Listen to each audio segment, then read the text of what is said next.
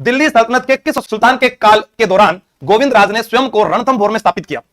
अगर मैं कहूं तो थारा हाथ में देखो और यहां देखो, मन तो सब कुछ याद है, एक नंबर की बात कर रही हूं और एक नंबर की बात सुथान सब याद हो जाओगे। एक नंबर का राजा था, एक नंबर का किला था, एक नंबर का जिला है, एक नंबर का अभ्यारण्य है, सारी बातें। और भाई कैसे हुआ ये? चलो देखो, यहां पर अजमेर जो है, यहां पर अंतिम सम्राट जो थे उनका नाम था पृथ्वीराज चौहान तृतीय। और आप सभी लोग जानते हैं ऐतिहासिक घटना हमारा एक टॉपिक लगता है, तो पृथ्वीराज चौहान तृतीय की जो मृत्यु है वो हम बात करते हैं 1192 ईस्वी तराइन के दूसरे युद्ध में, या तराइन के दूसरे युद्ध के बाद।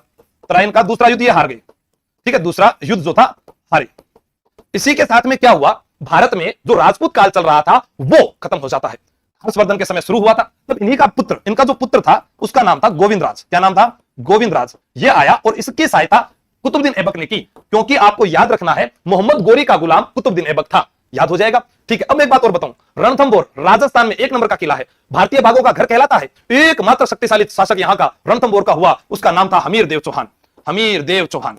अब आप कभी रणथंभौर घूमने जाओ और आपसे कोई कहे कि यहां पर हमें कुछ चीजें याद करवाओ, तो आप याद करो, रणथंभौर में गणेश जी का मंदिर है, त्रिनेत्र गणेश मंदिर, और इसके अंदर एक जोगी रहता है। जोगी जो है वो मंदिर में सुपारी और पुष्प चढ़ाता है, सुपारी व पुष्प चढ़ाता है, और सबके साथ गणेश जी न्याय करते हैं। न्याय करते हैं तो न्याय की छतरी, न्याय करते हैं तो जोरा भोरा भी आते हैं, जोरा भोरा महल। ये लो, अब रानी कर्मावती की अधूरी छतरी मत बता देना मुझे, हाँ कहीं कह दो सर यहाँ पर नीलकंठेश्वर महादेव का मंदिर है, आई डोंट था, बट मुझे पता है